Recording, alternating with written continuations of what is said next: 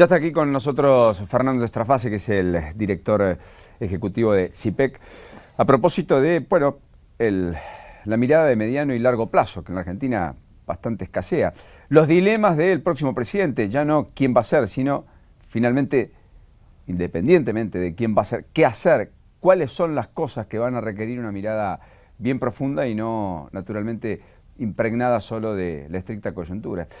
Y ha escrito un artículo en el Diario de la Nación que ha dado mucho que hablar y ha dado probablemente en el punto central que la Argentina deberá discutir, y por eso lo queríamos convocar. Fernando, gracias por venir. ¿Cómo estás? ¿Qué tal? Buen día. Gracias por invitarme.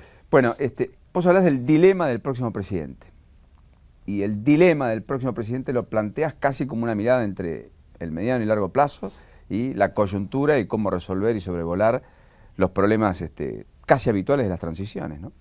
Sí, y es el dilema al que se enfrentaron también otros presidentes que llegan al poder en un momento de ilusión o de desencanto del ciclo económico argentino, ¿no? Y es este dilema de voy a tratar de encargarme de reformas sustanciales, estructurales, que me van a asegurar un sendero de desarrollo sustentable a futuro, o voy a navegar quizás un ciclo positivo de consumo, de crecimiento, total con eso me va a alcanzar para mantener expectativas, eventualmente conseguir mi reelección, pero también después la Argentina le va a volver a pasar lo que quizás hoy estamos viendo, que son esos frenos repentinos que tenemos en la historia reciente de nuestro país, ¿no? Alguien me decía el otro día que la historia económica de la Argentina se parece a un auto que acelera en la cuadra y frena de repente en la esquina y cada tanto choca con algo, porque si haces eso todos los días, en todas las cuadras en algún momento vas a chocar.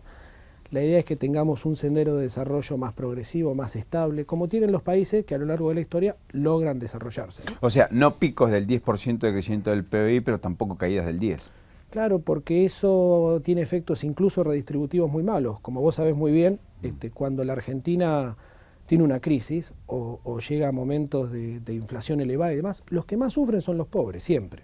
Bueno, es lo que está pasando hoy, donde la inflación está pegando más fuerte inclusive en los sectores populares, porque además alimentos y bebidas está creciendo por encima de la media de inflación, que ya de por sí es muy alta, y por primera vez tenemos que en los super hipermercados está bajando el consumo, cosa que no sucedía desde el 2002. Claro, y esta situación empieza a corregir algunos de los elementos positivos, y que hubo muchos en estos años, que mejoró objetivamente los patrones de consumo de un sector que estaba excluido de la población y muy importante de la población. De lo que se trata es de que los gobiernos le pongan capital político a cuestiones que quizás requieren atención inmediata y tienen pago diferido. Típico problema o desafío vinculado con ese tema, la calidad de la educación.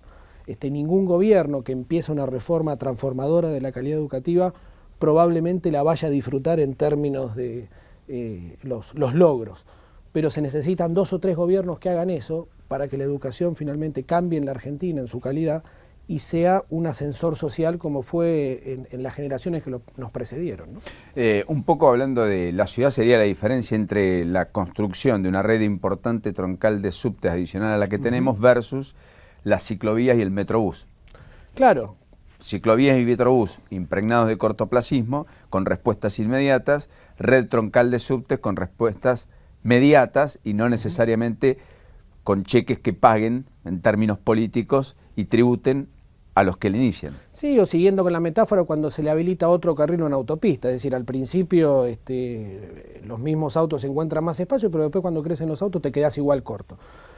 Con las estrategias de desarrollo pasa lo mismo, a menos que vos encares temas estructurales de largo plazo, que tengan continuidad en el tiempo a medida que pasen los gobiernos, que tengan trazabilidad, es decir, que los gobiernos que vengan también sepan procesar y factorear lo que hicieron los anteriores. Así se desarrollan los países en el mediano plazo. La historia de desarrollo de los países es una historia de crecimiento mediano en su intensidad, pero continuo, y sin los frenos repentinos que la Argentina tiene desde hace muchos años. Bueno, es un poco el fenómeno Chile, el fenómeno Uruguay, el fenómeno Brasil, Perú, Colombia, sin ir más lejos en los últimos años, ¿no? Claro.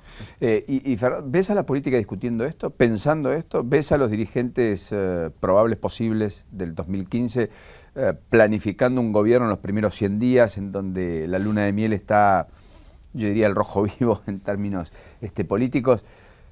tomando estas decisiones pensando en el 2020, quizás 2025 o 2030, o los ves impregnados de la elección del 2017? Bueno, definitivamente no hay, hay una imposibilidad de que los políticos, los presidenciables, se nieguen a ver esos problemas con los cuales se chocan en la realidad cotidiana, ¿no? Y son obvios: inflación, tipo de cambio, las paritarias que van a tener que negociar, la escasez de reservas, lo que estamos viviendo estos días en la negociación con los holdouts. La trama de subsidios. La trama de los subsidios que además de ser fiscalmente inviables, son regresivos, ¿no?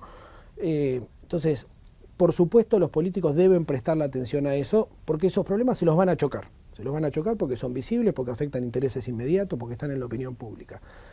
Pero eso es una agenda de punto de partida, no de llegada. Incluso es una agenda donde la macroeconomía tiene que generar las condiciones básicas para encarar otros temas. Los otros temas, en algunos casos sí, lográs o uno percibe miradas más de mediano plazo, voluntad de tener algunos lineamientos en materia institucional, de infraestructura, de política social, pero la Argentina, la forma en que se hace política en la Argentina también te atrapa mucho en el día a día. Hoy la política se discute mucho más en los programas diarios de interés general que en espacios institucionales en donde se construyen consensos más duraderos, ¿no? O sea, más en intratable, menos en cónclaves donde, y esto no es peyorativo, es descriptivo. Es el mejor ejemplo, quizás. Correcto. Ahora, la verdad es que deberíamos tener un comité de personas pensando, y cada uno de los candidatos pensando esa Argentina de mediano y largo plazo, pero además interrelacionados entre ellos, porque requiere de consensos muy amplios, digamos. ¿Vos ves madurez en la dirigencia política de transitar ese camino de decir, bueno, mire, estas 10 cosas son las que plantamos para que una futura generación pueda disfrutar o usufructuar, y además porque creemos que pueden ayudar a resolver los problemas? ¿Lo ves ahí o no? Yo veo un vaso medio lleno de cara al 2015. Me parece que hay varios sectores que con mejor o peores estrategias están tratando de generar una mirada de mediano plazo. Hay sectores empresarios que se han empezado a reunir tratando de tener entre ellos, ¿no?, algunos consensos. Del sector político también, la sociedad civil también está haciendo algunos esfuerzos en esa línea.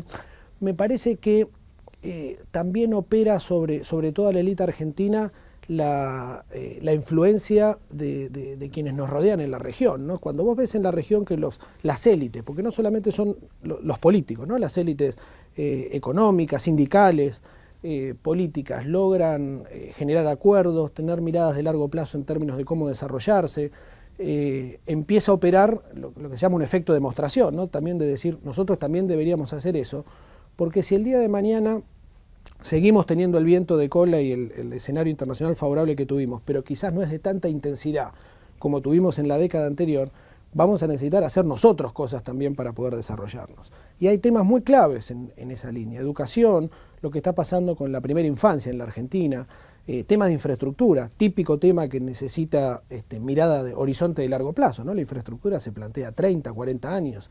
Tenés que pensar la infraestructura de transporte y logística de tu país pensando en qué producción y qué inserción internacional vas a tener. Y por supuesto en materia institucional también. Sí, y hablando de transporte, logística y demás, también pensar cómo mejoramos la competitividad desde el costo del flete, que es enorme y altísimo en Argentina. Hoy tenemos 93% del transporte de cargas por camiones, teniendo ríos internos que unifican a la Argentina y que solo transportan el 1,5% de la mercadería, que son mucho más económicos, o el tren, que solo transporta poco más del 5% del total de la carga en el país. Con además una infraestructura que en términos viales tiene en la red vial, en primaria, secundaria y terciaria, o sea, la que abarca desde la ruta nacional hasta los caminos rurales, digamos, menos de un 10% pavimentado.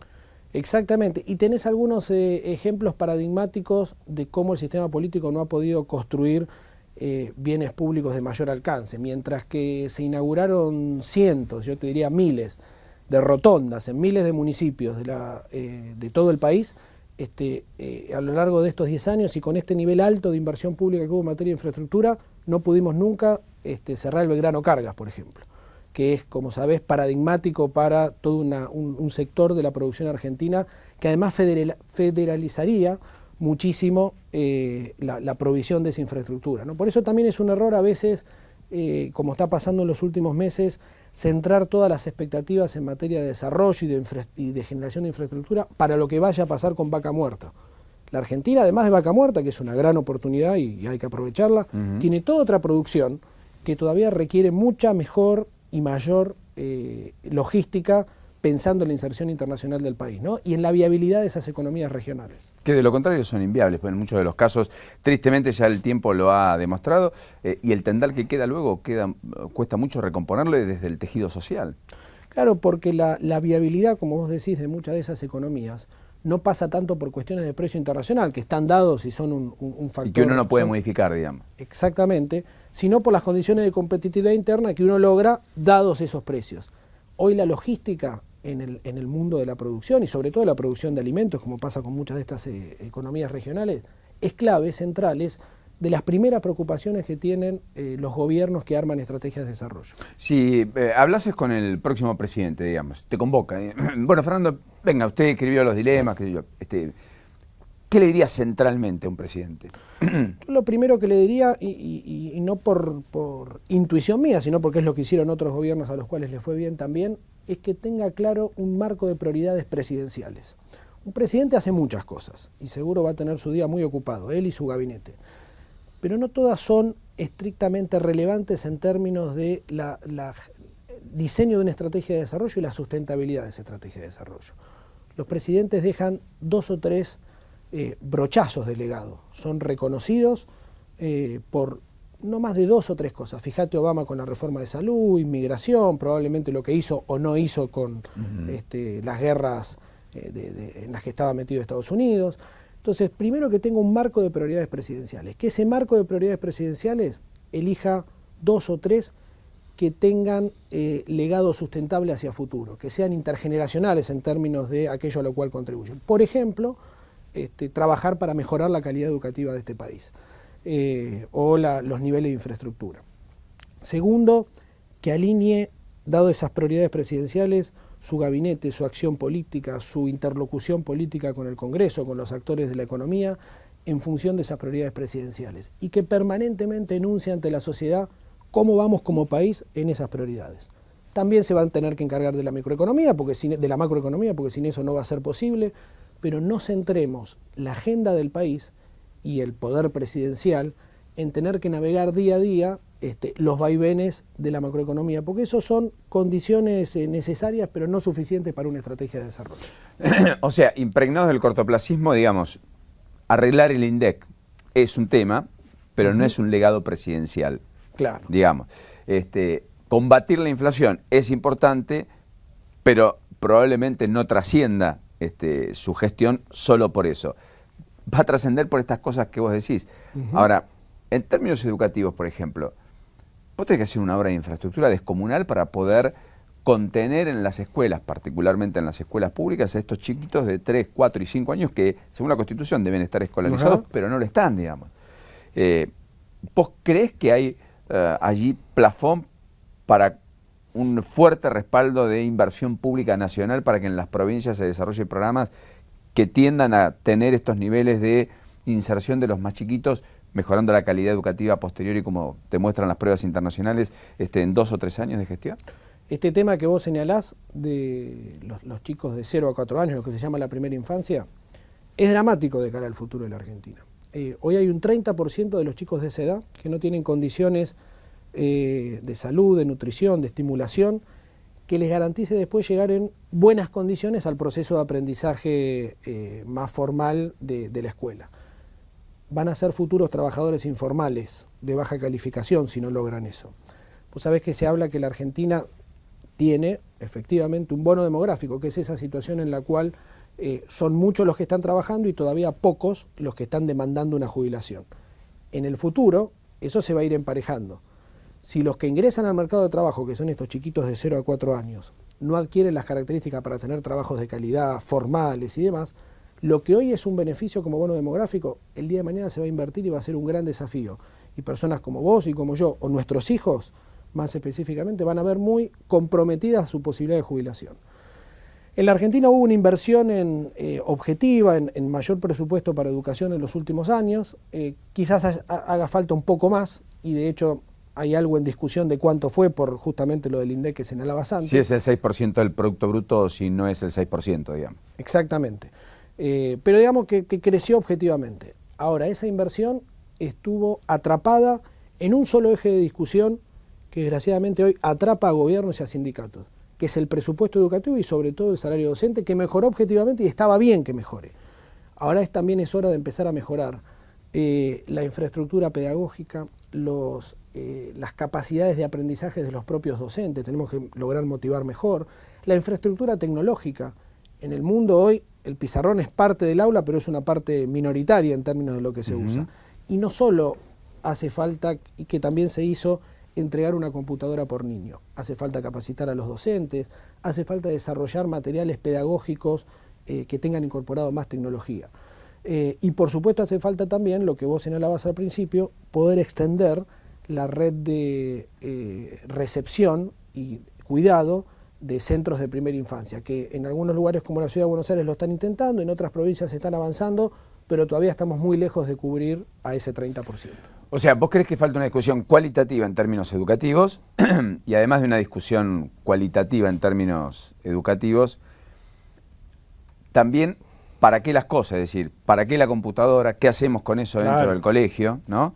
Y hay una cuestión que a mí me llama la atención, es decir, el docente gana más a través de los años por antigüedad, por permanecer, independientemente de si se capacitó o no se capacitó, etcétera, y no estamos premiando al que por ahí se capacita, que además tiene que con sus propios recursos muchas veces financiar esa propia capacitación.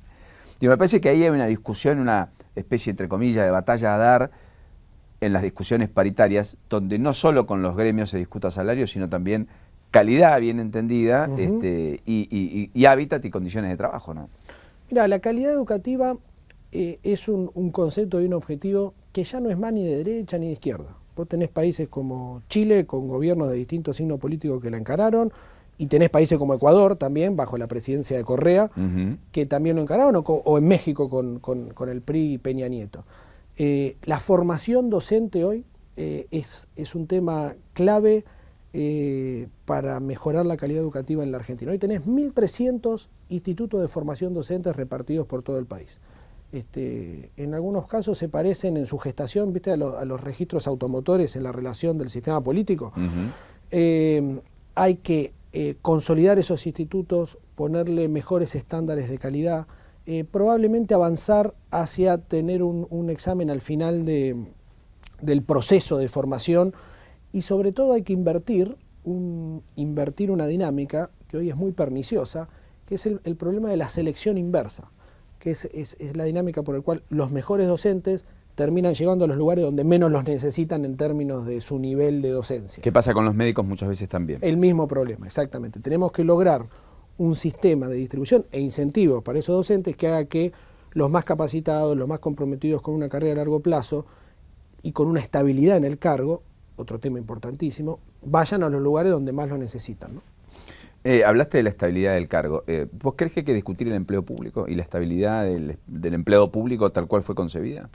Mira, en el mundo la biblioteca está, te diría, incluso en un 60%, en el mundo y en gobiernos buenos, ¿no?, que funcionan muy bien, te diría está un 60, un 70% a favor de nociones de estabilidad en el cargo, pues es la vieja noción de que la burocracia debe tener esa estabilidad para trascender a los gobiernos y a la discrecionalidad que un gobierno pueda querer tener.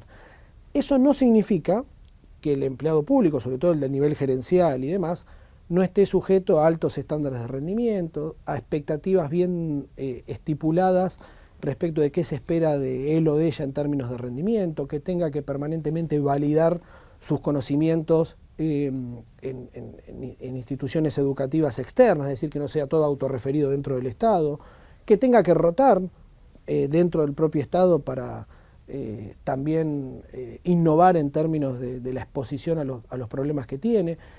Yo creo que la estabilidad no es tanto el problema del empleo público como las nociones de meritocracia, profesionalización, formación, que hay que recuperar en los próximos años. Yo creo que no hay que tener miedo a la evaluación, digamos. Claro, claro. Y creo que un legado pesado para reconstruir en los próximos años en la Argentina es un Estado que en sus capacidades más permanentes, gerenciales, burocráticas, sale debilitado de años de, como por ejemplo en el INDEC, una vocación de intervención política que va más allá de la natural noción de conducción política de un organismo, ¿no? Da la impresión que la transparencia también es un legado para el próximo presidente, en términos de los déficits que recibe. No ha sido un gobierno transparente, no ha tenido mecanismos de transparencia, y en consecuencia allí también hay una cuestión a revertir rápidamente, ¿no? Y la Argentina hoy, Paulino, es uno de los, te diría, escasísimos ejemplos en la región y en el mundo de países de ingreso medio que no tiene una ley de acceso a la información. Una ley de acceso a la información pública, por ejemplo. Exactamente. Tenemos un decreto del año 2002 que fue impulsado increíblemente por la presidenta, cuando era senadora, el 1172, pero no tenemos una ley de acceso a la información pública que, como en todos los países de la región y el mundo, garantice la disponibilidad de esa información y ciertos estándares para que la sociedad pueda actuar sobre la base de esa información. Y es cierto que tampoco tenemos demasiada transparencia al momento de, por ejemplo, las contrataciones en el Estado. En España fue condenado un líder en Orense por haber contratado 111 empleados públicos sin compulsas, sin oposiciones. Es decir, por haber dicho Juan, Pedro, Adrián, porque sirven, y lo digo yo, van a trabajar al sector público y yo los nombro, digamos. Acá es habitual. Casi, yo diría, en la mayoría de los casos. Muy probablemente, y también esa noción de transparencia y de mayores estándares de transparencia hay que volcarla también a la cuestión electoral, ¿no? Con la ley de reforma política del 2010 se avanzó muchísimo en el financiamiento público de los espacios audiovisuales, y eso obviamente es una torta importante del financiamiento político en elecciones, pero también hay otro tipo de financiamiento privado, no visible, y también está el financiamiento que aquellos que están en el gobierno tienen la posibilidad de orientar hacia la cuestión electoral, y que genera una asimetría muy grande entre quienes están en el gobierno y quienes no están. Por ejemplo, la publicidad oficial, ¿no? Por ejemplo, que es un aspecto tampoco abordado. Claro. Y que hasta incluimos fallos de la Corte en la materia y nadie se sonroja. Sí, y que además afecta no solamente al gobierno nacional, también al gobierno de la ciudad, a los gobiernos provinciales. Es decir, nosotros en CIPEC hablamos del concepto de cancha inclinada. La cancha inclinada es la dinámica por la cual quien está en el gobierno tiene una serie de recursos tan importantes en materia de empleo público, de disponibilidad de recursos financieros, de manejo de la pauta, que inclinan la cancha de la competencia política hasta el punto en donde es muy difícil, si sos alguien que está afuera del gobierno, competir en condiciones de equidad por el poder político. Bueno, a tal punto es así que la oposición, si no logra unificar una sola alternativa, y va de manera disgregada, dispersa, atomizada a las elecciones, en general los oficialismos terminan triunfando. Y esa es la mayor motivación para que en distintas jurisdicciones, independientemente de lo que ocurra a nivel nacional, unen más Macri, incluso en algunos lugares hasta más Massa, terminen confluyendo para oponerse a los oficialismos de turno. Es el caso Costa en Santa Cruz, pero también es el caso probablemente de Burjail en Formosa o de Gerardo Morales, hoy en el medio de la fiesta de la Pachamama, foto ampliada del Frente UNEN con la máxima dirigencia política del país, apuntalando a Gerardo Morales, que probablemente sea también el candidato del PRO y el candidato de Massa, digamos. ¿Sabés cuánto? Nosotros calculamos en este trabajo de cancha inclinada la probabilidad acumulada entre el 83 y la actualidad de reelección exitosa, ¿no? De quien está en el cargo se presenta a la elección y gana. ¿Sabes cuánto es esa probabilidad? 87%. El 87% de las veces que alguien que está en el gobierno, un gobernador, se presenta a la reelección, gana. Y uno podría decir, bueno, si gobiernan bien, tiene todo el derecho del mundo la sociedad a reelegirlos. Por supuesto, pero también hay que poner ciertas reglas de equidad en la competencia política que haga que esa cancha inclinada impida que después esas reelecciones se den por el 75-80%, por lo cual después tiene total manejo de la legislatura y por lo tanto si tenés total manejo de la legislatura avanzás sobre el Poder Judicial también, y la noción esa de poder republicano y división de poderes en algunas provincias argentinas la extrañamos, digamos, ¿no? Bueno, Santiago del Estero es un claro Por ejemplo, ejemplo. donde además el gobernador pone a su mujer, digamos, en un mes construye una campaña y la convierte en gobernadora, Por sin ejemplo. ser peyorativo, digamos. No. ¿Te gustan las legislaciones como la de Mendoza, donde no solo no se habilita la reelección para el gobernador, sino que además ninguno que tenga sanguinidad directa puede relevarlo, es decir, ni un hijo, ni un papá, ni un hermano, ni la mujer, etcétera? Mendoza y Santa Fe, como vos sabés, son las únicas dos provincias de la Argentina que no tienen cláusula de reelección. Y Mendoza ha tenido, sobre todo desde el principio del retorno democrático, algunos buenos gobiernos. Esa cláusula no ha funcionado muy bien en momentos del ciclo económico desafiante para la provincia. ¿Por qué? Porque acorta el periodo, digamos, de energía política del gobernador a casi 2 años. Porque al no tener reelección empieza a ser muy temprano en su periodo un pato rengo, digamos, ¿no?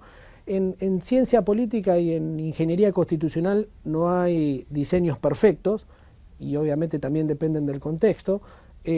Lo que sí está muy bien de Mendoza es la segunda parte de la cláusula que vos señalabas, este tema de la consanguinidad, y lo que está también muy bien de otras provincias es que no permitan la reelección indefinida, porque eso le da al sistema político un potencial de renovación y de innovación que lo hace más competitivo, ¿no? Bueno, hoy son 2 las que no tienen reelección y 2 las que tienen reelección indefinida, Formosa y Santa Cruz.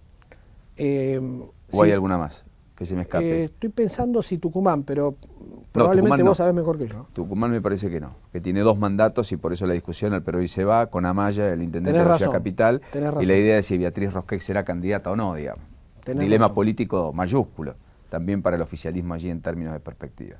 La Rioja tiene solo una reelección, de ahí también los problemas. Y un dato que se vincula a lo que estamos discutiendo. ¿Sabés cuántas provincias en el 83 tenían cláusula de reelección? ¿Cuántas? Ninguna. En el 83 ninguna provincia tenía cláusula de reelección. Todas fueron habilitadas posteriormente. Todas fueron habilitadas a partir de una dinámica del poder político que va inclinando la cancha, generando condiciones para ejercer el poder político de una determinada forma y que se termina cristalizando en el armado de una constitución que espeja ese modo de ejercicio del poder político. Es interesantísimo eso. Fernando, gracias por este rato. Muy generoso. Gracias a vos por tu invitarme. tiempo. Hasta la próxima. Fernando Estrafase, el director ejecutivo del CIPEC, ayudándonos a pensar, a salir de el aquí y ahora, del cortoplacismo que nos impregna y a vislumbrar qué se viene de cara al futuro.